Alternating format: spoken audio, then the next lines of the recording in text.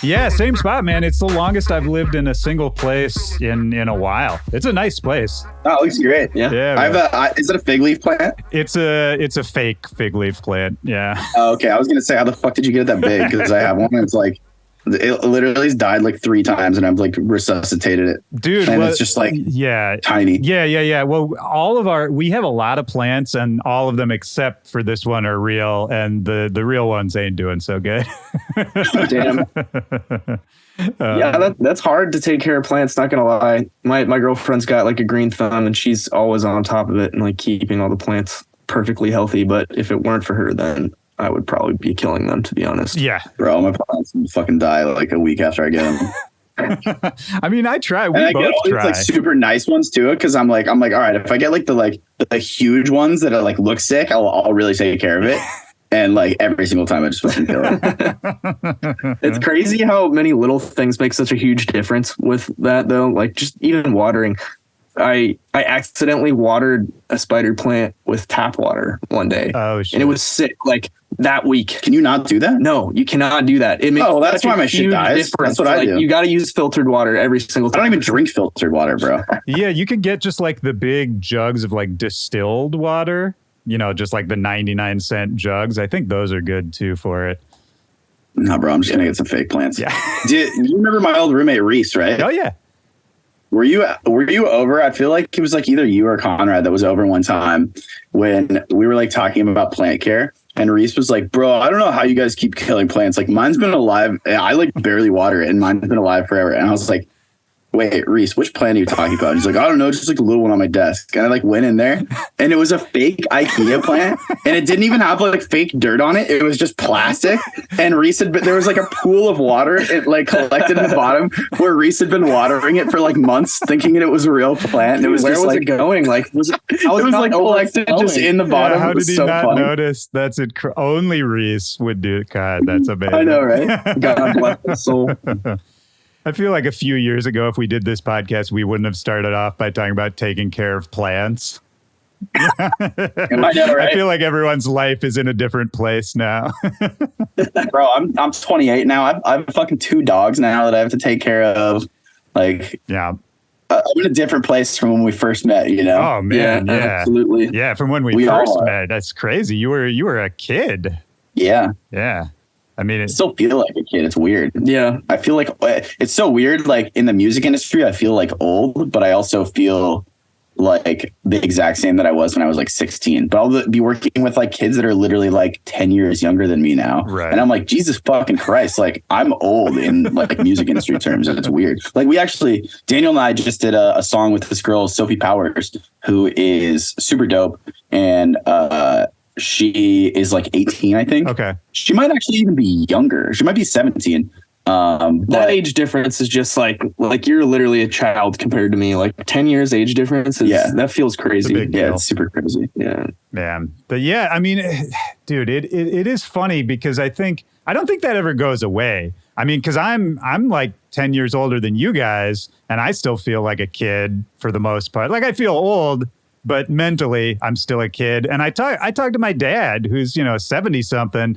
And my dad is the same. He's like, yeah, it's weird. He's like, mentally, I'm still like, I still think I'm a teenager. He's like, I know I'm not, but like, I don't think it ever really goes away. Once you get to like 23, maybe like you're kind of just that person for the rest of your life, maybe. Right. And like not that much else changes. Yeah, it's weird because in some ways I'm a totally different person than when I was a teenager now.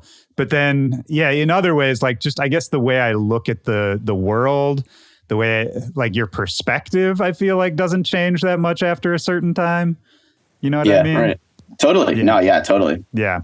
Yeah, that's the weirdest coming of age feeling is just noticing that adults are pretty much just looking older and feeling the same, I think. Yeah. Well, also that moment when you get old enough to realize that adults don't know what they're doing. Right. Yeah. I had like a moment of conscience recently where I was like, I am an adult now. Like I just like always have this thought in my head that I'm a kid, and I like look around, and I'm like, oh, I have like responsibilities and like people to take care of and like animals to take care of. Like I'm an adult now, you know. And it just happens. Just like the realizing consciousness as a little kid, but also flipping into adult. Like it's a stage. But it's also like when did that happen? Yeah, you're just like. Well, it's weird for all of us because we're all just sitting here like making the beats the same that we were like 10, 15 years ago. And like, that's our career. And then, you know, it's like the same where I'm like just fucking around and making a beat in Ableton in my headphones. And then I'm like, oh, I have to go to dinner with my lawyer, you know? Yeah. Well, do you get, you know, say you're working with a kid who's 10 years younger than you, do they look at you like a wise veteran? Have you gotten that kind of thing where you realize that someone thinks, you know, you know really what you're doing and you're still mentally? I don't know, to be honest. I'm able to like bridge the gap pretty well between like me, like at least compared to like my other like friends who are in their late 20s. Like I work with so many kids that are like, you know, like just turned 18, and they're like, so many kids getting signed to record labels on TikTok and shit are like just turned 18 and they're so young. And like I work with so many kids like that I'm kind of like more in touch with it, you know? Yeah, it keeps you like, close to it. Especially like dude, I like find myself like talking like Gen Z kids. I say like cringe and shit, and then my friends that are like my age are like, what the fuck you say? That's great. I mean, I pick up that talks purely from TikTok. Yeah, not working with a lot of young kids, but I literally just hear that stuff and regurgitate it somehow. Yeah. Well, that shit's addictive too. Like once you kind of get in that ecosystem, it's hard to get out, you know? Yeah. Are you on TikTok? No, not really. I mean, like I look at it, but no, I don't post anything. Oh, well, you know, you don't do any dances, bro? You know what's funny is I am at the age now where it's like, maybe I should take a dance. Like, it'd be cool to know how to dance. That's a thought I've had. Like, you're at the that's so funny. My mom was always like, my mom would be like, oh yeah, like me and my friend are going to go take like a salsa dancing class. And I'm like, that's so fucking stupid. But I'll probably like get to a point where I like want to do that, you know? Well, because it's even for like what we do, you know, to bring it around to like dance music shit, it's like, I've always been a mover. Like if I'm on stage, if I'm DJing, I'm jumping around, I'm moving. I can't really help it. But I don't know how to dance. I think I look fairly dumb doing it. So it's like, maybe that would be cool. Maybe that would like connect me more to what I'm doing in a way. I think about that sometimes. It's the same as like, I don't know. What's his name? Salvatore Ganacci. Yeah, I was going to say Salvatore Ganacci makes me want to learn how to dance. Oh my God. He's incredible. Dude's got like craziest DJ dance moves. He's incredible because with him, it's funny because I like his music. If you listen to his music, it's like, oh, this is kind of weird and cool. But man, I hope I'm not shitting on him by saying this, but I feel like the dancing and just the antics are so over the top that like it doesn't even matter. The rest doesn't matter in a way. Totally. Yeah. No, I agree. I think like, well, have you seen his visuals too? Yeah, it's incredible. Yeah, they're like, they all kind of tie in with each other. Like he's like playing like this character almost, I feel like. Yeah, I feel like that's half of his product is like, you know, this personality that comes with it, which is funny as hell for sure. It's so fun. Yeah. And that's the thing. He couldn't do it unless he was actually a good dancer, you know? Yeah. Like it would not work. He's a great dancer. I remember seeing like, was it the horse music video where he like breaks through the wall and is doing all these dance moves? And I'm like, damn, he can actually dance. Yeah. That's it. Sort of like the Casey Frey thing where saying that wrong, but he's like comedian, can still like, he's actually hella good at dancing too, right? Really dance, yeah. Yeah, it can help. I feel like, comedians is a weird one because I feel like we don't really want our comedians to be that flashy. Like, you know, if you see a comedian on stage with like a really sick outfit that like super slick, I kind of get turned off. You know, it's like, this is weird. Like, I just want a regular guy. I was actually like literally just yesterday listening to Tom Segura's podcast, and he was talking about like, if you're a comedian and you have like tattoos, you should cover them because like, or you should like wear like a long sleeve shirt because then the act becomes about like, it becomes about your tattoos partially, you know, right. like people like don't want their comedians to be like a cool guy, you know, which is so interesting because that's exactly what we want out of our musicians, you know? It's like the opposite for musicians. Yeah. Unless you're like playing into it, like it's a gimmick. I remember seeing a comedian who had a bunch of face tattoos, and half of his jokes were about like not getting served, like, you know, just like random shit like that, like getting treated differently for having face tattoos and looking generally intimidating. That's the thing though. It's like if you're a comedian, you have face tattoos, that has to be your thing. Like you get up on stage and people, that's the first thing that they think, you know? Yeah, like, exactly. You gotta play that has to be your bit. Yeah, you gotta mention it. You gotta mention it.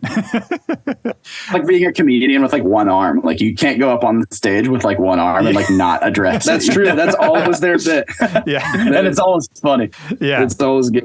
I guess it's maybe a different thing that makes people get into comedy than get into music. Because with comedy, it's usually like I was doing it as a defense mechanism, or I had a hard upbringing and this is kind of how I dealt with it. Whereas music, I feel like there's a lot more points to entry for that. For a lot of people, I think it's kind of similar. For music, at least, like I think a lot of people, music's so personal that people get into it because they're going through rough shit, you know, and like they get into it because they have like nothing else, no other outlet, you know, and that becomes their outlet. And I think comedy is like so much different, but it's like the point of entry can be the same with those type of things, you know, where it's like, especially with like self-deprecating humor, like it's like a coping mechanism almost, you know? Yeah. Yeah, They're I both think that's expressive, though. They do have that in common where, you know, it's expressive like that. Yeah. Oh, yeah, for sure. It's all kind of about like that, just taking control of your circumstances a little bit and being able to kind of channel what you see and what's going on. We've talked about both of your guys' sort of entry into music, but it does make me wonder these days. I feel like you guys are in such a different place. Not from just where you started, but even from a few years ago, like we were saying, because like a few years ago, you know, Daniel, you were like pushing the Sneek project super hard with these like really tailored, like thought out, you know, from like the aesthetic sonically to the graphic design to all of it was this, you were telling stories, you know, like beyond the music, you were telling like narrative stories almost. And Christian, in a totally different way, like when I think of you a few years ago, it was like just nose to the grindstone, working with like a different person every single day, putting in crazy hours. And you're still kind of like that though, for the most part, right? I've toned it back a bunch. Yeah. Yeah. Well, that was my question. Putting in crazy hours, like I mean, but I guess like our job as musicians, we're kind of always on the clock, but in like one way or another, but. I don't think I ever put in like crazy hours, you know, like I think you would be around like when like Conrad was there and I'd be like working on some shit, you know, so maybe like you got that impression, but I mean, I definitely worked hard. I don't want to sound like I was one of those guys who was going out there and doing like 14 sessions a week, you know, and like doing doubles every day. Cause that was like never me. I was just never that kind of shit. Like I learned very early, it was like kind of soul sucking. Yeah. But like I used to do, you know, like 5 sessions, 6 sessions a week with like a new person every day. That's a lot. And and it's like I think it's really important to do at first because you kind of understand more who you are as a producer and like the type of people you like to work with, and you kind of like build a team of people that you can call on and like a network of people, you know, who's good at what. And you know who can fill in the cracks for one artist, and you also like are able to lock in with artists that you like really work well with, and like that's kind of where I'm at now, where it's like I would rather lock in for like 1 or 2 or 3 artists like all year making shit with them rather than throwing a bunch of shit at a wall to see what sticks and doing like pitch records and stuff like that. Then You're kind of just like establishing a network and being able to utilize it later. Yeah. Well, and I think, working with your friends, working with, you know, people who you feel like are your team, your community, people who have your back. It sounds weird to say, but I think somehow that's still underrated. If you know what I mean? It really is. Like, I think there's so much of an attitude for, musicians. It's like when you first get to like a big city like New York or LA, there's so much opportunity and there's so many different people to work with, and you can kind of get caught in this trap of like, oh well, I worked with this person, maybe now I can work with this person who is like bigger, you know, because I have this on my resume. And people get too caught up with like what's the next thing rather than like building what is currently there, you know. And I think like building something, even if it's not from the ground up, but just like being a part of something that like you want to build long term is super important, and like not just trying to like, you know, skip to the next thing, because I see so many people doing that. Do you think is Space Rangers kind of that for you guys in a way? Because, you know, obviously it's happening in parallel with everything else you guys are doing in your careers and your lives. And it's doing well, and the tunes are great, but it seems like it's sort of a steady pace. It's not, you're not like trying to make it happen faster than it's happening. You know what I mean? I mean, I don't think we've ever treated it as work, really. Yeah, this was mostly a passion project, like fun, you know? Yeah. And that's why I think we were like so into it at first, coming out of what we were doing before, is because like, you know, me personally, I wasn't having as much fun doing Sneek anymore. And that's why I was slowing down. And when we got together and started making Tech House, kind of reignited a bit of a passion for music that I wasn't feeling as much before. Yeah.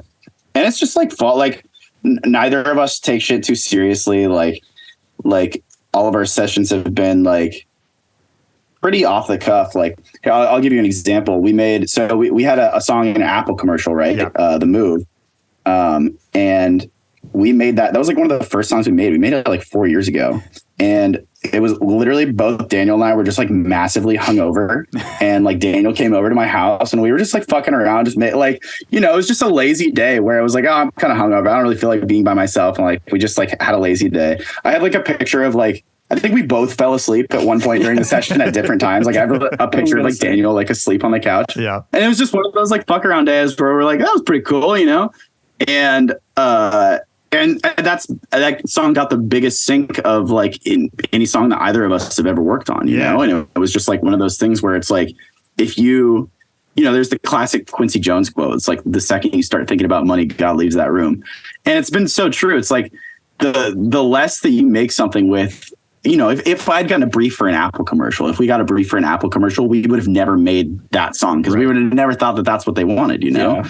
And so it was one of those things where it's just like, we're making fun shit that we enjoy making and want to hear. And I think that's like really important to like not make something that you think other people want to hear or will work for this thing. Cause it's like, at the end of the day, you have to trust your own taste, you know? Yeah, absolutely. And the fact that you did it 4 years ago and then years later, it becomes a thing that Apple wants, I think is also pretty telling that, you know, if you just stay true to yourself in the moment and enjoy whatever you're doing at the moment, you never know what that could turn into, right? Like maybe it'll never be anything, but maybe in 5 years, Apple will put you in a commercial. You know, it's like sort of one of those things where you have to just stay true to the fun of it. I think if you're just making music you want to listen to as well, like that's a huge part of it. If you're making music that you think other people want to listen to, then that's kind of where you come into problems, I think. I think we've all like fallen into that trap too, you know? Yeah. Especially like, I mean, me as a producer, most of the time I'm not working on, like I'm working on artist stuff that's not my artist stuff, you know? Like I'm producing other artists, and it's like easy for me to fall into a trap of like, oh, what would this person's like listeners want to hear, you know? How do you actually, that's interesting. Yeah. How do you combat that in yourself? Because, if you're making music for somebody else who already sort of has an established sound or an established fan base, that kind of thing, I'd imagine it'd be hard to sort of navigate, like staying true to yourself and making it sound like something you love while still kind of making it sound like them as well. Totally. Well, I think this comes back to like, this is why it's so important to like build a working relationship with artists and not just do one-offs, you know? Because like, I will say most of the time I get in a session with a new artist, I have an idea in my head of what I think that they want to make based on what music they have out. And it's always different, you know? Yeah. And it's always kind of a blind side. So I never even go into sessions with ideas anymore because it's just not worth it. You know, you never know what they want to make that day. But like, that's why it's important to like build a relationship with an artist, because instead of like building on a sound that you've created, you can take your own sound and make that their new sound, Yeah. Are you to the point now where people are coming to you for like what you do, for like a specific sound? Like if people are working with Diamond Pistols, do you think they show up expecting a certain sound?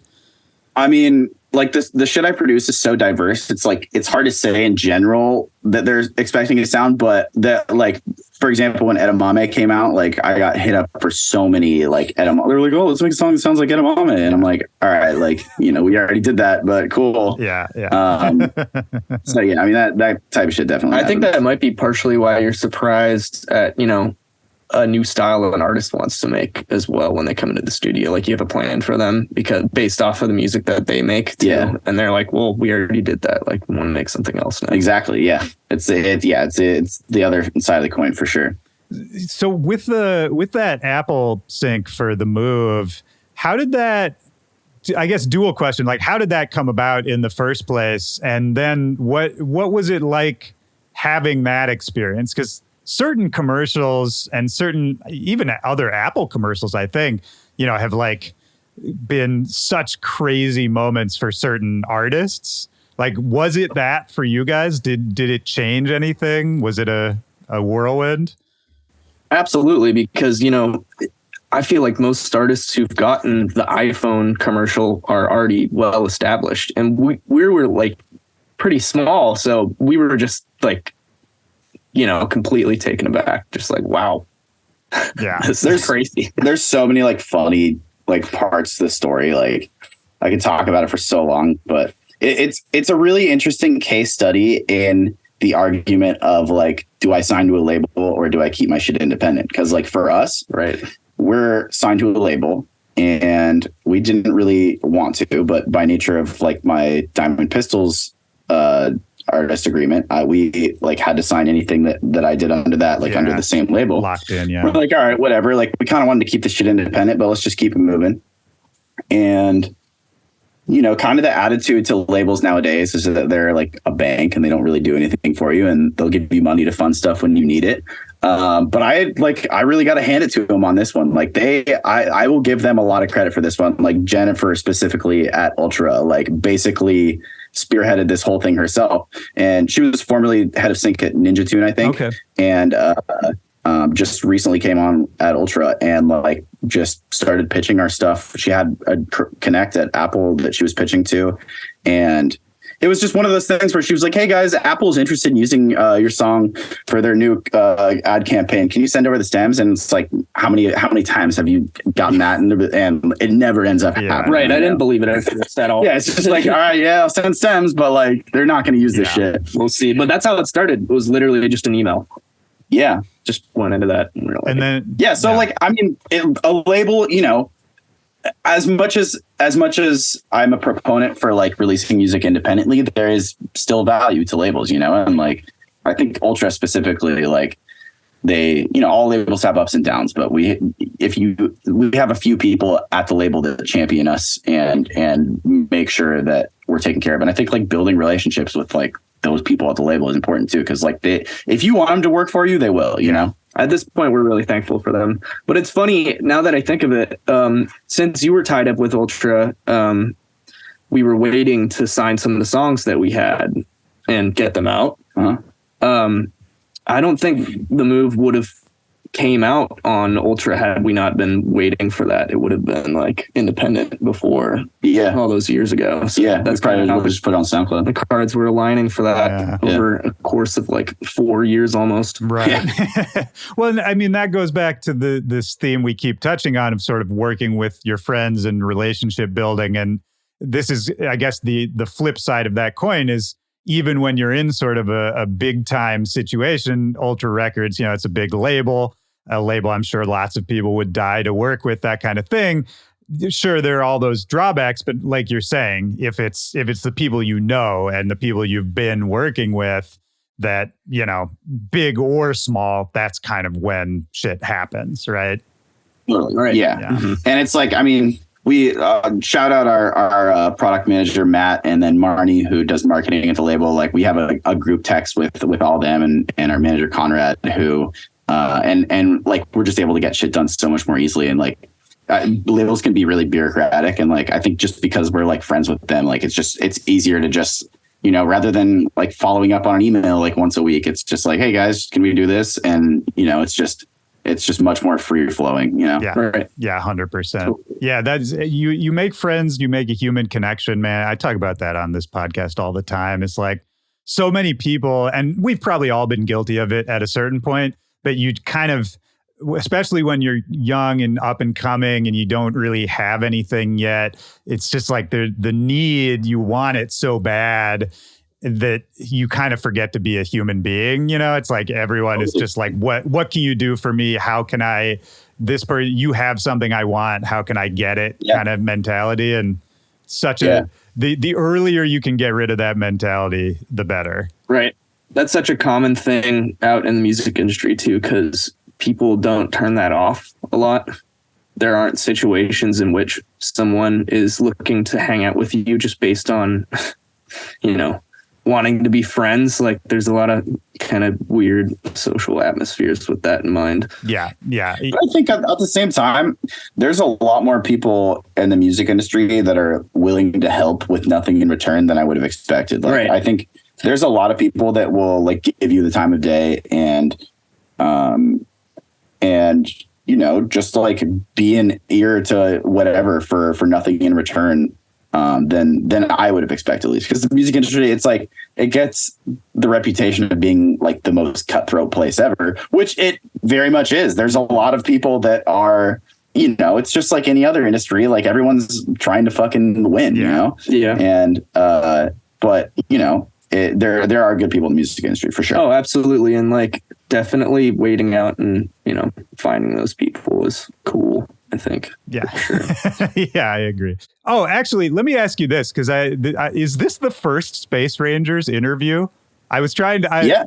Yes. Mm-hmm. I don't think we've done like a print interview, have we? We've never done an interview. Yeah. I think period. Yeah. Amazing. I mean, where are you guys at with it now? Is it kind of just a constant thing of like when you feel like it, when you don't have something else to do, when you're hanging out, having fun, you kind of just drop into Space Rangers mode? Or do you set aside time? Like, how does the project fit into your lives right now? We're kind of like going on a weekly basis at this point. Like we keep it consistent. We're always kind of working on it. You know, we're talking with our team kind of daily at this point, organizing things, trying to get releases together. That's great. It's a little bit more than fun now for sure, you know? Yeah. But that's good.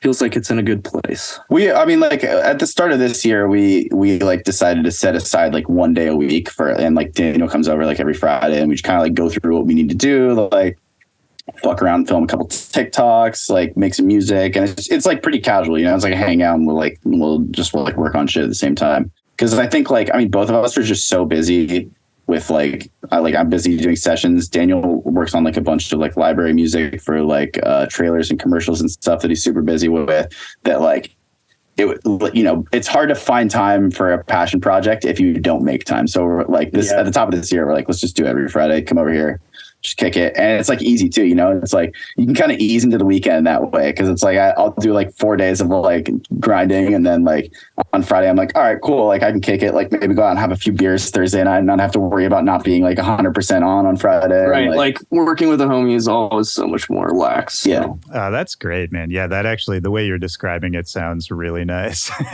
Yeah. To end the week. And so the newest one or the latest one is Till I Die, right? That you've released. Yeah. And that one, man, the great too. And was getting that 3/6 sample cleared, was that hard or was it super easy? I feel like either it was really hard or it was really easy. Dude, it took so fucking long. It took a while. It was like, it wasn't actually hard to clear. It was just hard to get an answer from anyone, you know? It was like one of those things, it was like the bureaucracy of the label combined with like so first, like we brought the song to the label. It's been a year and a half in the process. First of all, should I tell the story of like how we made the song? First of all, because it's fucking hilarious. So literally like 3 years ago, I was in a club, just wasted, and 3-6 Mafia Stay Fly came on, and I immediately sent Daniel a voice note, and I was like, bro, we got to remix 3-6 Mafia Stay Fly. Like, he's in the club. It's just like music blaring. I was like, bro, we got to remix 3-6 Mafia Stay Fly. And I sent him a voice memo. Shit face, like, over the phone. I sent him a voice memo of exactly how it should go. I was like, all right, there should be a build up and then just all acapella, just Stay Fly, and then the beat comes in. And then like literally like 30 minutes later, I was still at the club and he sent me back like a V1. I was like, oh, this is perfect. I was sitting in bed like, all right, yeah, let's do it. Just pulled up my laptop and went for it. And I was surprised you didn't hear it at the club. Like, what'd you do? Go in the bathroom? I must have, yeah. But yeah, I just had to tell that story. But yeah, the clearance was like, so this might be interesting for like anyone who's listening who like is a producer, who's curious about the shit. So the vocal that's in there isn't actually a sample of the 3-6 Mafia. So we got it like replayed by this company, and basically their whole job is they recreate samples, but with new vocalists and stuff. So they make stuff sound. They do it for like tons of sampled records, and they just make the sample sound like identical to what it was. I mean, but it's really good, an entirely new recording. Really good. And like I honestly forget sometimes that it's not even the original. Like they crushed it. It sounds so much better than the sample that we were using, which was essentially it actually sounded better than the 3-6 Mafia sample. We were using like a MP3 YouTube acapella rip. So I'm kind of glad it worked out like that, because otherwise it would have sounded kind of cheap. But anyways, for like anyone listening that like wants to do a song like that, like it's basically the reason to do that is like you can clear. It's much easier to clear the publishing side, which is just the songwriting side of it, rather than the master side, which is the actual copyright recording. Because then you have to go through the label, and then the label wants the whole thing. With if you just clear the publishing side, you can actually get a compulsory license, which is the artist doesn't even have to approve it, and you just technically it's a cover. Yeah. Or you can go into the publisher and negotiate like real splits, and they don't take a crazy amount. It's a relatively easy process. It's just it takes a while to get everyone to respond. Yeah. Like sampling as a whole, you're gonna try to take mostly everything, right? So yeah, especially if you make sure you do it before you put the record out, because that's how you get fucked. Because if the record's out and it has the sample in it, they can come back and just take everything. Yeah. If you don't set the parameters beforehand. I mean, modern wisdom. It's so funny how everything's changed, because modern wisdom at this point, I think, at least in dance music, like kids kind of come into the game almost just knowing internally that like you shouldn't really be sampling, because I think it's a thing that's done a lot still, though. It happens a lot. I mean, like SoundCloud remixes and that kind of stuff absolutely is still a thing, but I don't know, man. I feel like there's some sub section of kids that are just like, it's a bad idea. Like, don't even bother with it, It's a pain in the ass. It can be a pain in the ass, but at the same time, it's like for this song specifically, that the sample is the heart and soul of the song. Yeah. So it's like, you don't really have the song without it. But there's kind of like there's a moat between like, if you have like SoundCloud producers on one end who don't even put shit on Spotify, and like A-list artists like Tiesto, on both sides, they're sampling a lot of shit. Yeah. And then there's this moat in between, because they don't have the resources of the team to clear all the shit. But on SoundCloud, you can just put whatever up. And then you have all these big dance artists now specifically that are doing all these interpolations and, sampling like in-house, specifically like 90s acapellas is huge. That's out of control. But yeah, it's if you don't have the resources to clear it or the know-how, it's like can be a fucking pain in the ass to get it on DSPs. Yeah. I was wondering if, I'm sure they'll hear it eventually, but I was wondering if 3-6 heard the Space Rangers tune yet. Because, DJ Paul, like he knows dance music. He was doing, bass music stuff for a while. I feel like he's kind of plugged in. I feel like they would fuck with it. I haven't heard anything. We actually, the original artwork we made, like we were like at a point where we're not gonna be able to clear this. We're just gonna put this on SoundCloud. When we made this artwork that was like us like DMing 3-6 Mafia And like it was just photoshopped, obviously, but it was like us DMing them, and it was like, yo, we just remixed Stay Fly. Can we put it out? And like them responding, absolutely fucking not. Actually, I love that cover. That shit was so funny. Oh, That is a great cover. There's somebody, man, somebody I talked to on this podcast, and I swear it's somebody you know, I think a bass music person who's like a good friend of DJ Paul and talks to him all the time. I feel like really it would not be that hard. I actually didn't even know he was plugged into dance music like that. I didn't know he had like a bass music project. Yeah. No idea. I don't know if he still does, but he was doing like trap when like EDM trap first started to be a thing. He was doing a lot of that stuff. Yeah. Who knows, man? Speaking of EDM trap artists who didn't clear stuff, I remember when the Harlem Shake came out and hearing the horror story of him getting sued for like every cent it made. Did he? Much, right? Yeah. He definitely got sued. I don't know what the eventual outcome was, but I think it was pretty stressful for all of. You guys both know about the little pump sample thing that I had to deal with. Yeah. No, I forgot about this. I also, I now that you say it, I'm like, right, but I kind of forget the whole story. Well, so I produced a little pump record a few years ago, and I wasn't in the studio with him. It was just through Diablo, like who would just like send him the beat basically. And it had a sample from the film Annihilation in it. And it was just a beat that I just made because I was just fucking around. I just saw the movie Annihilation and love the movie. Yeah. And it was just in the intro. It was like just like atmosphere from like the alien scene in Annihilation. And it was just in a pack of beats that I sent to Diablo, and Diablo sent the beats to Pump. He's like, "Yeah, I got a little Pump on our beat." I was like, "Sick." There's a sample in the intro though. They got to take that shit out. And he's like, "Oh, okay." I'll let him know. Of course, it fucking comes out. Sample's still in there. It's not a core part of the song at all. Didn't need to be in there at all. But it was still in there. And then we're like, all right, well, what the fuck is going on? And Jeff Barrow from Portishead, who like I guess created the score, like 4 days after it came out, it's on Twitter, and he's like, "This fucking misogynistic bullshit, like I can't believe these motherfuckers are like just on Twitter just having a fucking meltdown basically." Yeah. Like we sampled like part of his like Foley from the fucking from like the movie. And you know, it was one of those things where it like wasn't a core piece of the song at all. And like even like people that worked on the song were like, "Wait, where's the sample?" I had to like explain it so many times. And like he ended up we had to pay him like I don't know if I can disclose how much, but it was like a large sum of money. Yeah, it was a lot of money. And forgot about and it got recouped from like the label paid it, right? But it got recouped from everyone's splits on the song. Damn. So you know, it's just one of those things where like that specifically, I'll fucking die on this cross. It was out of my control entirely. But it's one of those things where it was just, you know, it's just don't even fuck around with that shit. If you think it's ever going to get to anyone who like might put it out, like granted, it's better than not having a song come out at all, but you know, clear your shit. Yeah, it's stressful, man. You don't want a member of Portishead like calling you a bad person on the internet, you know? I didn't even know he wrote the soundtrack for that movie. Bro, I'm gonna keep it a buck. I don't even know who Portishead is. It's song. Wait, really?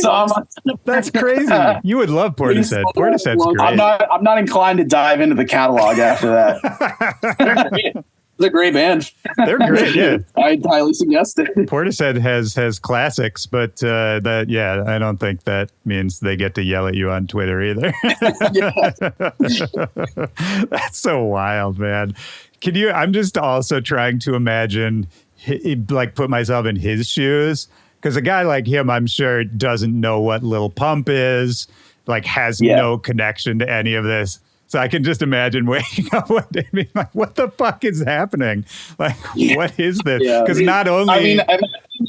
I remember when that song came out, I sent my parents the music video, and my dad's like 73. And like, just imagine like how jarring it must be, like being like a full grown like adult and like hearing that for the first time, just like with no context, especially if your sample's in it. Oh so like God. I get it, but also wasn't my fucking fault. No, of course not. But it's so funny to me that of all things that it was Lil Pump, because like out of any music in like the last 10 years, has there been anything more designed to like enrage older people? Yeah. You know? Yeah, totally. Yeah. Oh God. That's so funny. Yeah. Man, do you know what Lil Pump is doing now? Is he still? I don't know. You know Valentino, right? Yeah. Valentino Khan? Yeah. He was over here the other day and he was looking at my Lil Pump plaque, and he produced Welcome to the Party, the Lil Pump French Montana one.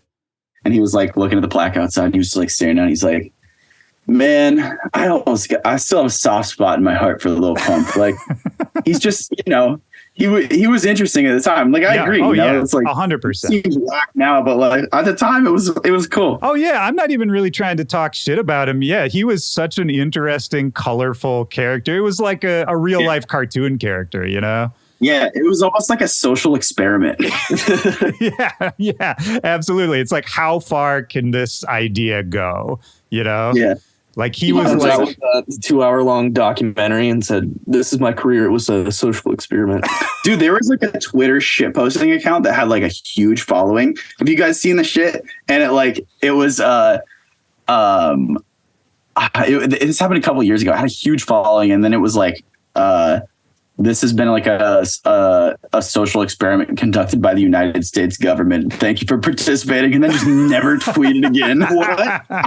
I know who the account was. It was crazy though. That's incredible. Well, that's like I heard Fred Durst on a podcast years ago.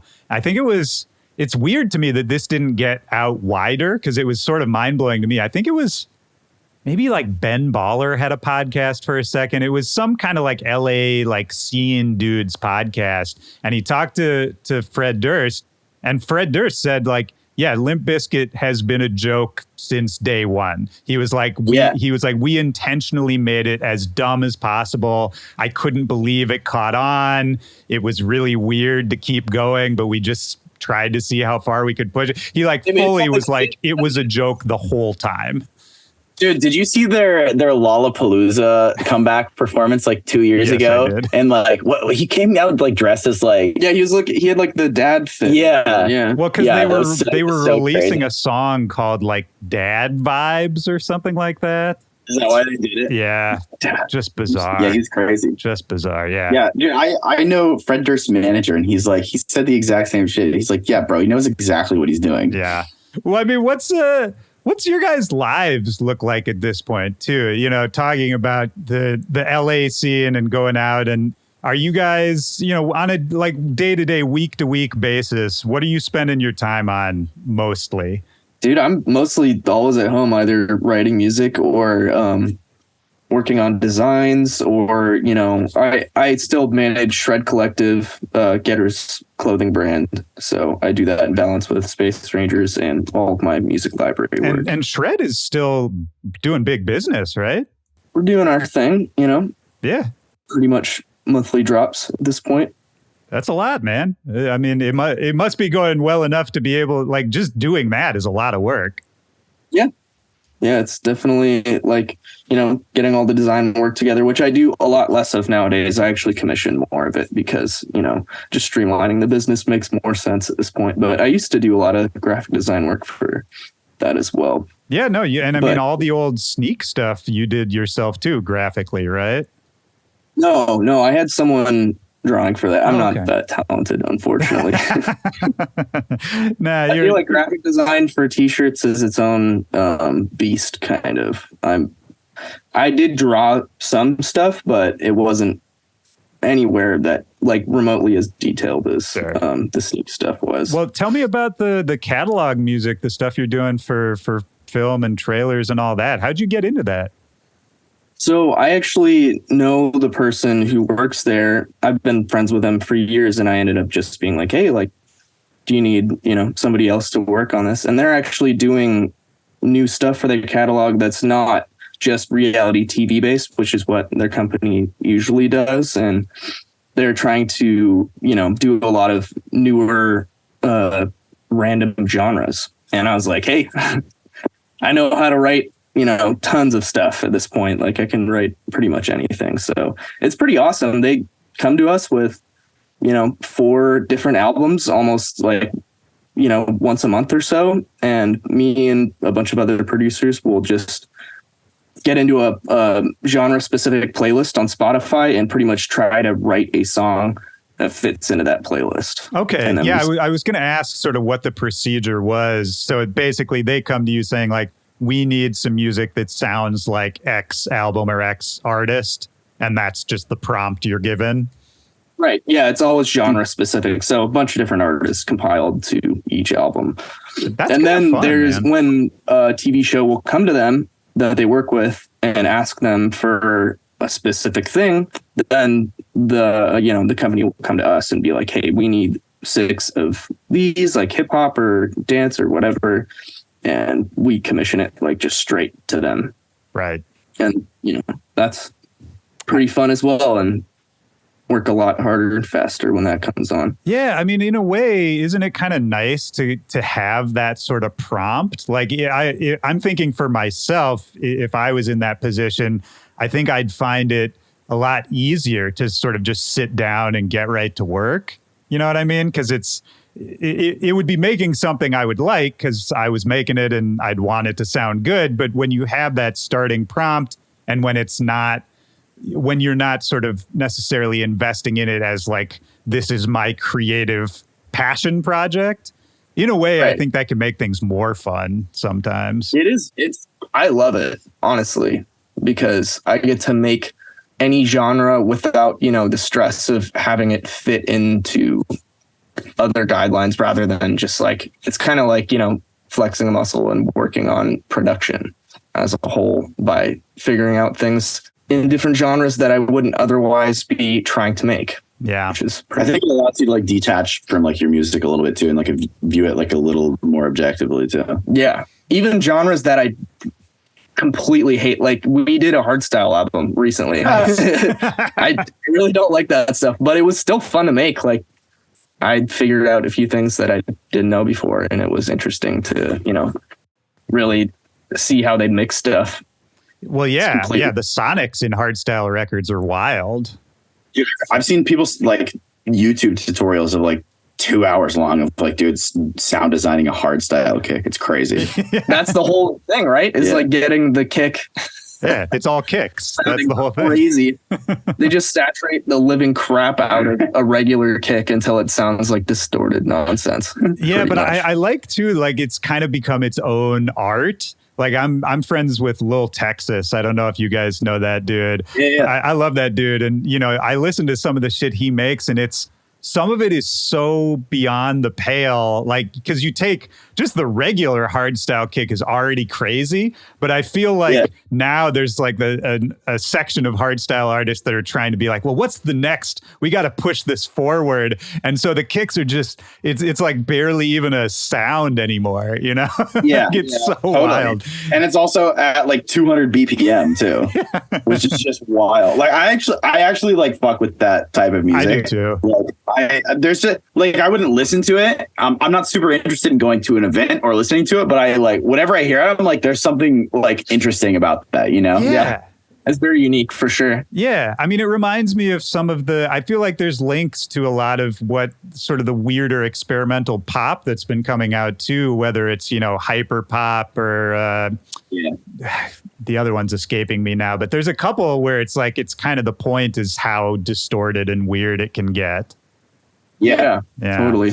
I mean, it reminds me of like SoundCloud rap when it first came out, and it was sure. like the sonics, like just like growing up, like making fucking dubstep. I just got like so in my ways of thinking like, oh, the mix down has to be great or else the song isn't good. And like you can't use too much distortion. And then you get these kids who are like just fucking, they're like put a kick in the track and then just boost it up like plus 32 decibels. And they're like, I don't know, like sounds fine to me. Yeah. And like, there's like something to be said for that too, Yeah, like I they're kind remember of right. like that kind of distorted mixing was coming about on SoundCloud with a lot of hip hop, and hearing the general consensus from dubstep producers was kind of funny. Like, oh my God. Well, dude, I was like, it's so funny because it kind of comes full circle. Like a lot of people were like hating on like clipping the master and like you should never go above 0, like true peak. And then now you look at like where we are just with the loudness war, even like most mastering engineers now will soft clip the master intentionally. Right. And I don't know if that was a product of, that sort of era, but I hadn't heard of that before that. And yeah, I don't know. It's just kind of interesting, like where, like we've kind of just accepted that like clipping music sounds better now for whatever reason. Yeah, I mean, there's so many things that go into that. I feel like, it was SoundCloud. It was the SoundCloud rap era. I feel like the like bass boosted shit on YouTube kind of played into that too. That was a huge precursor to that for sure.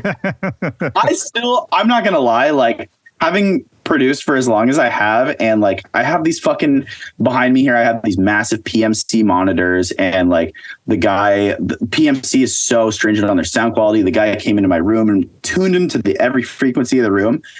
And I'm still the fucking guy where whenever I get like a new car, or I get into someone else's car, I fucking crank the bass. Yeah. I'm like, fuck all the mixing that anyone else has done on this. Like, I just want the bass to hit, Well, that I was about to say, even pre-YouTube, almost pre-internet, like car culture was still all about, just blasting the bass, distort the shit as much as possible. Like a 12-inch kicker in your trunk. Yeah, dude, like Houston car culture. Like, back in the day, like even, Paul Wall and Mike Jones and Slim Thug and all those, like half their lyrics are just about like blowing up the backside of your car,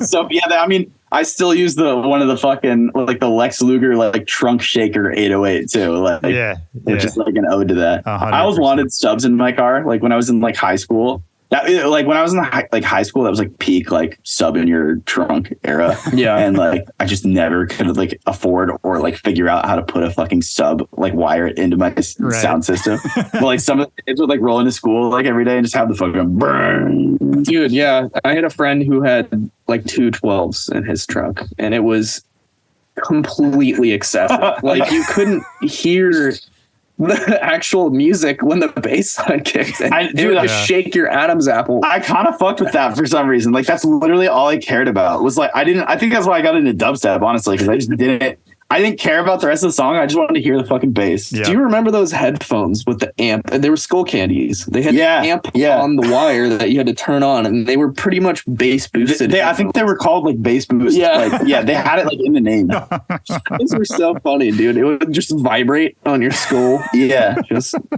shake it. Yeah. I remember my friend had his sub like that in his car, and my car had 0 low end. And I wanted to do that, so I hooked one up myself, like a small one. I think it was 8 or a 10. And it was actually balanced, so it didn't sound bad at all. It just sounded like, honestly, it kind of sounded like what a regular system would sound like today, like if you got a stock 23 system. Huh. I can't imagine putting a sub in my fucking car now. I mean, it sounds like how your car sounds like. I think I've heard like the system in there. My car sounds pretty good. I don't really need. I don't need a sub. That's decent. Right. Yeah. Well, it's funny too, like talking about tuning your room and getting the sonics and the acoustics perfect, because so much of the end process of mixing too, I feel like, is, referencing it in different places and figuring out, well, where are people actually going to hear this music, and trying to make it sound good across all the platforms. It's so funny to me. I know why it happens, but it's still, there's something in it that makes me chuckle about, we spend so long trying to craft the perfect sounds, mix them perfectly, have it engineered perfectly, mastered. And then at the end of the day, it's like a 15-year-old on like a broken laptop speaker playing it. And that's like the core audience, Exactly. And that's kind of what humbles you too. You're like, right, like I have to think about this less like a mixing and mastering guy and more as a songwriter, I think. Even still, like I find myself way too much trying to figure out, like trying to fucking find like the best kick. And like, to be fair, like finding the right sounds can really inspire like your songwriting and your arrangement. But like at the end of the day, the song is the song, regardless if the bass is hitting right or the kick's hitting right. Like, don't get me wrong, like great mix can really elevate a song, but a good song is a good song at its core, regardless of the mix, Yeah, absolutely. Yeah, I do feel like for a lot of the genres that we make, though, like finding the right kick is pretty key. Yeah, and track can really come together when you're like, that's it, right? Yeah. And I don't even care. Like, dude, I've never been the guy to reference multiple speakers. I think that's kind of like a fool's errand at the end of the day, to be honest, because it's like you should reference on what you know the best rather than like all these other sources. And if you do that, it generally translates. But like, I think what's most important, and the reason like they tune my speakers to like the response in my room and stuff, is being able to like make quick decisions of like, like if you're looking for a kick, for example, being able to decide quickly what is right and what doesn't fit, Yeah. And I think that can be hard to do in an environment that's like that you're not used to, or that is like if you're in a big open room and there's a lot of resonance in the room or just echo in general. Like I think if you're at all worried that the kick is sounding different from how it would actually sound in other environments, then that just shakes you and makes you unsure of whether that's the right one in the first place, for sure. But that's also why headphones are great too. Like dude, the guys that actually the PMC guys that came and tuned my speakers, they were like, yeah, we see a future where like speakers don't even exist and everyone's just using only headphones. Wow. And I was like, that's fucking crazy. It's also like the most accurate listening environment because it's a little different because you're only hearing one isolated channel on each ear, but there's no room tone to worry about or any like added resonance or anything, which is like kind of interesting. Yeah, that's always my deciding reference. No matter what I'm working on, I will put on my pair of headphones and check it, and like if it sounds good to me in there, then I can have that reassurance that even if it's not sounding completely correct on my speakers, like that's how it sounded to me in that environment. And like, I'm crystal clear on that. Yeah. Yeah. I know a bunch of dance music producers. Well, maybe not a bunch, but there's some who work, I would say, primarily in AirPods now. Dude, the over-ear ones. Yeah. I use those so much. I think they're fucking awesome. Like, they're obviously not flat at all. They're super scooped, but like, they just sound good. Like, they sound inspiring, like, I think that's really important. I have a hard time producing like really like accurate flat headphones with not much of a bass response or, like shimmery high end, because they don't inspire me, Yeah. And I think having, especially like, the mixing stage is a little different, obviously, but like being inspired by what you're hearing, like right out the gate, is so important. And like, if it doesn't sound good, you're not going to be inspired by it. Totally agree. I work in very colored headphones, the Beats mixers, which is like, people would laugh at me for the most part if they heard that. They're not for mixing, they're for literally DJing.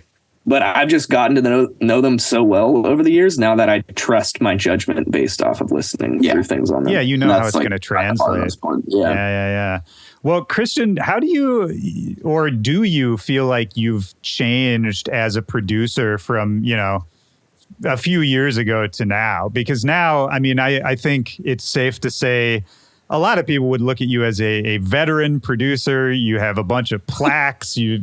Music you've made has sold a shitload of it has a lot of plays. A lot of people have heard it. You've had hits, all of that. Do you feel like through all of that you are different now from how you were a few years ago? Has anything changed? Yeah, for sure. I think I worry about different things than I think like a few years ago I would really worry about like, oh, does this mix sit sonically where I want to? I worry about that a lot. Nowadays I don't really care that much. If the song is good, the song is good. And also just like, you learn so many things along the way that you can't really put into words about what makes a song good and what doesn't matter. And like your decision-making process of how you produce just changes the more that you do it. And I think back in the day, I was always kind of intimidated by a blank slate of like just looking at Ableton, not knowing what to make. And I think that kind of like limited my creativity. And I would put all of my eggs into one basket if I liked a song where like I had a song I was working on, I would like, be like, all right, that's all I'm going to work on. Like, this is going to be my song for like this couple weeks. Yeah. And nowadays, like I make like a new song almost every day, and I'm like not precious about anything, and I don't expect anything to go anywhere. And when it does, it's great. But like, I would go into sessions like, really, like if I didn't make anything crazy, I'd be really down on myself, and I've just always been like hard on myself as a producer, and like I've stepped out of that a lot. Like I'm still hard on myself for sure, but I've stepped out of that a lot, and like kind of like whenever I go into a session, I try to leave my expectations at the door and just try to treat it as like a creative jam session almost, Yeah. And especially with people that I'm like comfortable working with. Because I think that's how you get the best stuff. And like, I always have to remind myself that even the best songwriters out there have made so many shitty songs and a few good ones, Yeah. And that's just the reality. It's like, you have to make a lot of shitty songs to get a couple good ones. And you just kind of have to live with that, Yeah. And I think just having as much output as possible is super important, and helps you find out who you are as an artist and who you are creatively. And it helps you get out of your own head a little bit with, if you're precious with certain songs or certain things. Was there any kind of, did you have to like put in a certain amount of structure at some point to get to that place mentally? Like, was there a point where my workflow or like my weekly routines or what? Yeah, it could be that, or it could even just be sort of a mental change to kind of get to that place. Or was it just sort of the repetition of session after session, year to be honest, year? I think I was really just like searching for validation that I was a good producer, and like, I think it really changed when I had a few hits and I was like, okay, like I'm an actual real producer, and like the imposter syndrome's it's a little easier to ignore once that happens. And because I think for so long, every session I was doing, I was like almost trying to like prove myself, along the way, I was just like, I don't have anything to prove, bro. Yeah. Like I could care less. I'm okay with making something shitty. I really don't care that much, And I think it's like kind of like mentally climbing that wall that, it just takes a lot of just like kind of eating shit. It's the same with like stand-up comedy. It's like the best stand-up comedians go out there and bomb for like a long time, before they like find their feet, and then crowds start to warm up to them, and then eventually they fucking sell out, a night at a club, and it's a lot easier from there, I feel like that's the real thing that makes a difference between somebody who's, doing it long term based on somebody who stopped, is you're just, doing it long enough to get better at it. And dude, yeah, repeating that process. Right? I think, dude, honestly, I probably for both of us, I've been producing since I was 15. I'm 28 now, 13 years. Yeah. Like I didn't make money for so long. Yeah. Like I think so many people. I was paying money. I was like, I was probably losing money. Yeah. Like Sneek, I was like paying money for any of those releases to happen and like not making any money. Yeah. And I think so many people, like I think both of us have kind of like brute forced our way into the music industry, and like I think so many people would if their situation was, you know, slightly different, they probably would have thrown in the towel a lot earlier, you know. And like I just like music, so I just kept it pushing, and eventually I fucking, you know, I found a kind of niche thing where I'm like able to support myself and like earn a nice living off of it. And but it was only by nature of like just continuously fucking making music, because I mean you hear this all the time, you get told no a lot in the music industry, but like I legitimately didn't make music or didn't make money, like real money off music, until I was probably 24, 25. Yeah. Well, and I got to say, too, for both you guys, I would imagine this is true. It's certainly true for me. Like, if you look at where you are now from when you first really getting passionate about producing, like, there's no way you would have expected this is where it would end up, or sort of that this would be your path, right? Like you never end up different path. Yeah, you never end up where you think it's going at the start. If you completely rely on this expectation of it being in a certain place, you're just going to be disappointed. Yeah, that's just going to happen. Like, you know, whether it be good or bad. You can always plan. You can always plan for your path too. I think that's like an important thing to do, but you can never control where you end up. Yeah. You know? Yeah, exactly. Yeah, I think, you know, everyone always wants to know the secret of success, like the shortcut, whatever. And the only answer I've ever really been able to give people is like, it's the only secret I know is not quitting. Like, dude, I tell people this all the time, and I see it more and more as I like. I'm in my late 20s now, and I'm like starting to see some of my friends that I went to high school with become successful, others not so much. The only difference between successful people and unsuccessful people are that the successful people just went out and just did what they said they were going to do. That has nothing to do with, like, mostly nothing to do with intelligence or aptitude. Like, they just found something and then they went and did it rather than talking about it, you know, and maybe they ate shit a couple times. But like, you know, and I sound like fucking Gary Vee over here, but like, you know, it really is true. Like they fucking I still agree with it. Yeah. People that are successful in music or even in just normal life, like they just fucking went out and just did the thing that they set out to do. Yeah, and stayed at it too, because I want to be clear that I'm not saying that like, you know, anyone who isn't there yet just like needs to work harder. It's not really that. It's that, you know, you're gonna hit roadblocks. It's more like you have to expect the roadblocks, you have to expect the hard times, and then if you're able to sort of hit that, move around it, change something about what you're doing, change your own perspective, any of that, and stay in the game. It's just staying in the game at the end of the day to me. Dude, it really is. It really fucking is. Yeah. You know?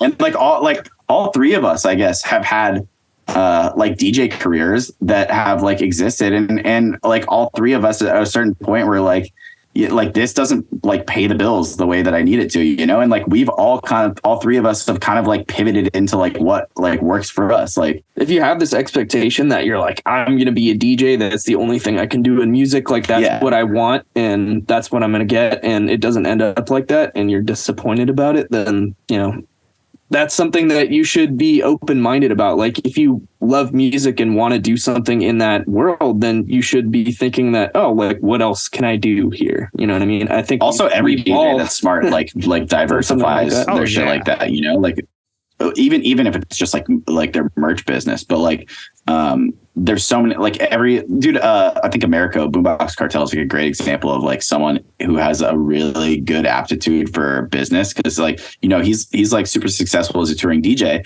but he's got like fucking like 5 businesses on the side, you know, that he's like actively like running. He's got like Merchbox, which is like his merch company. He's got Don Fuego hot sauce, and he's like always like scheming on some new shit, you know. Hot sauce. And I think like stuff like that's important, and it's just like I think it also keeps you just creative too, because like if you're just sitting in Ableton all day, you're just gonna get burnt out. Yeah, totally. And that's the whole thing. Like Daniel, what you were saying, you know, if your dream is to be a DJ, like a touring DJ and up on stage and all that, that's great, and you can always have that in the back of your mind. But then I think, you just have to be adaptable enough to when that is not working out in that moment, be like, well, what else is there to do? And, you know, maybe I can kind of work my way around to it from a different angle, a different side, any of that. Like, you don't have to stop going towards that if that's what you want. But if you also, are there because you love music, then there's obviously still a whole bunch of stuff you can apply yourself to, in my opinion. I think it's also just about like taking the opportunities that are presented to you sometimes, Yeah. like whether it's like your first choice or not. Like, I think, like both of us were kind of just like presented with like people in our network were just kind of like on these, like, I was started to get connected with people, like artists to work with. And I was like, yeah, I could go down this road. This is cool. And then like your buddy did library music and you're like I could go down this road. This is cool. And it's just like, these are the opportunities that were like in a different life. Probably both of us would be doing something completely different if like the circumstances were different, you know? And it's just like, those are the roads we went down, Yeah. I would take that and even say like a way to look at that is like, you can always surprise yourself, and you should be open to that too, like if your sense of self, your self identity is so hardened that somebody, an opportunity pops up and you're just like, oh no, that's not, like that's just not me, that kind of thing. It's like, you might surprise yourself. You never know. Totally. Yeah. Putting yourself out there is very important, even when it's pretty uncomfortable. I do agree with that for sure. Do you guys think, what about, to bring it back to Space Rangers for a second, like what if you guys are working on a bunch of music, right? You got a bunch of stuff in the works, I'm sure. And I want to talk about that too. What if that starts to get more heat, to take off a little bit? Would you be open to, going on tour as Space Rangers, being more on that side?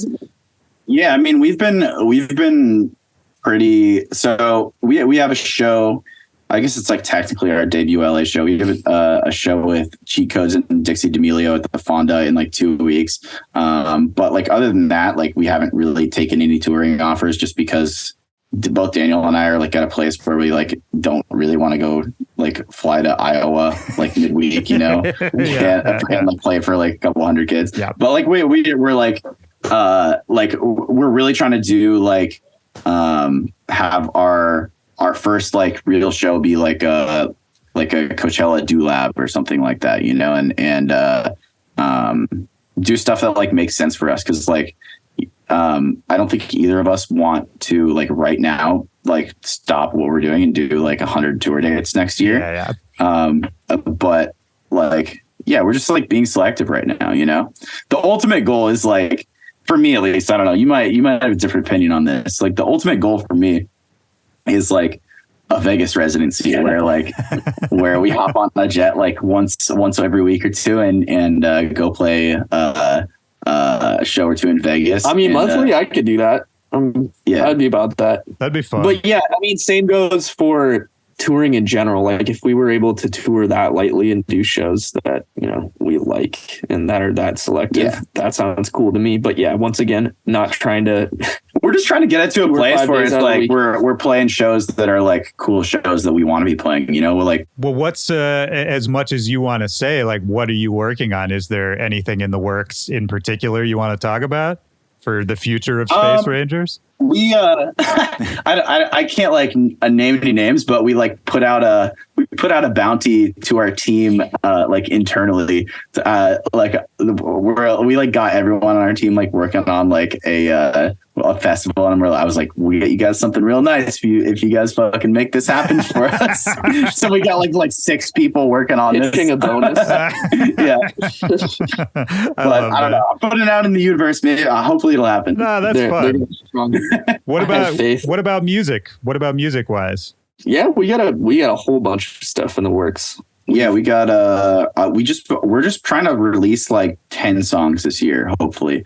A couple collabs. We got one with Wookie that hopefully is coming out soon. That one's cool. That's a catchy one. Nice. Love Wookie. And then we have a couple remixes that are coming out this year, and a few originals that are just all like kind of in the same vein of like the stuff we've been making. That's just a house that we like, Yeah. Trying not to like, all of our stuff, we like try to make it so it's like listenable on like Spotify and stuff, but also like I've been trying to get out of that a little bit and just making like, I think at the end of the day, like we're just making like club music that we think is like cool to DJ, you know, whether people listen to it or whether they play it at a club. And we're kind of bouncing around maybe with style a little bit more this year than we did last year. Yeah. The club sounds, I think. Well, I think this year, like we have a bunch of stuff out, and I think like this year we're like trying to kind of hone in on like one sound and like find like what makes our sound like unique, you know? Yeah. It's a good time to do it, man. It's funny because I remember when you started the project, you know, like house was starting to bubble kind of in the public consciousness a little more.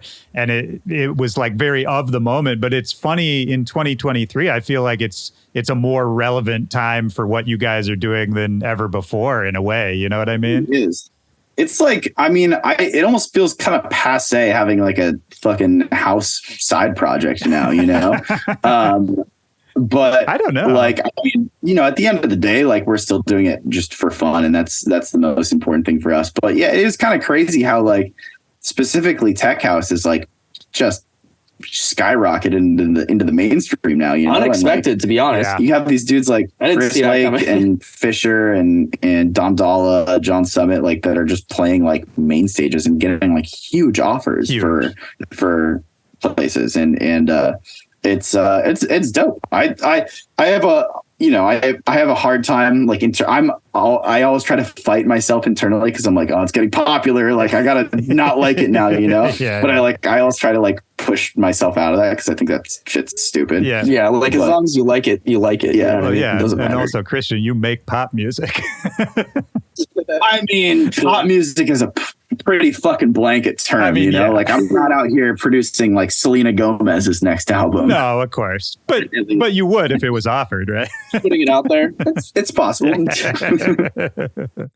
I mean, that's kind of all I got for you guys. Otherwise, life good? Anything going on? How's LA? I miss you guys. Yeah, you should come visit. Man. Yeah, we're like out in the suburbs. That's great. Nice. We're like so like removed from like Hollywood. Yeah, it's like close. It's like 15, 20 minutes away, but it's super chill out here. This is the sweet spot for me, at least. Like I like to be right outside of the craziness, but also be able to visit it whenever I want. Yeah. Do you guys? Life's pretty chill though. Do you guys go out much anymore? Well, actually, funny that you ask. I was actually just thinking about this. I'm going to Vegas on Saturday for Surf Mesa's playing XS, and so we're all going out there. Oh, sick! That'll be great. And I was thinking about the last time that I was at XS, and it was with you for the Diplo show. Yeah, like what was that? Like 5-6 years ago? It's got to be. Yeah. Oh man, great night. That was a great night. I remember that. Are you picking your spots? Kind of just like once every few months, you'll go out, go crazy. I mean, neither of us really go out at all. Once in a while, yeah. I'm not like even a bi-weekly go outer. Yeah. I mean, neither. Yeah, Daniel and I went to like we did a photo shoot the other night, and then like after went to like a sick ass dinner and like had like 2 or 3 cocktails. That was like our going out. I do be doing dinners like that every once in a while, though. Definitely, probably. But you know, we go out or so. But we DJ a little bit here and there. Yeah, just like, you know, friends will throw little like showcases and stuff. But yeah, I think both of us are just like honestly just in the studio, like like 90% of our time. Yeah. Well, I mean, what I like about that is you can tell you're still having fun with that. You know, like it's cool that you've been able to stay on that grind, put in as much time as you have, and still be stoked about it. You know, like I think that's actually hard to do. I think both of us like have pretty good work-life balances too, which I think is super important. Like, dude, there's this fucking bullshit attitude in the music industry that you have to like grind super hard, like, and you have to like work on weekends and like work late and stuff. And I think that's like the stupidest shit ever. I think you just need to like, you need to work when as much as it is, as much as you need to like get what you need to get done and like do good work and be nice. And I think that's the most important thing, you know? Yeah. And like the whole fucking grind culture is so stupid. Like people get burnt out. They start making shitty stuff. And like, you're definitely going to burn out pretty fast if you're working, you know, overtime 7 days a week. Like that's just going to kill you and kill your love for it too, which is unnecessary, I think.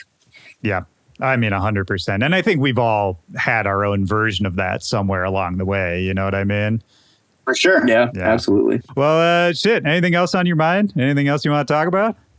We got a song K Rico coming out that that's is not good. scheduled yet, but will probably come around the time that this comes out, possibly. Oh, yeah. I'm assuming late I February. think we're scheduling it today or tomorrow, actually. Yeah. Okay. So yeah, it'll probably come out around the time this comes out. So go listen to that.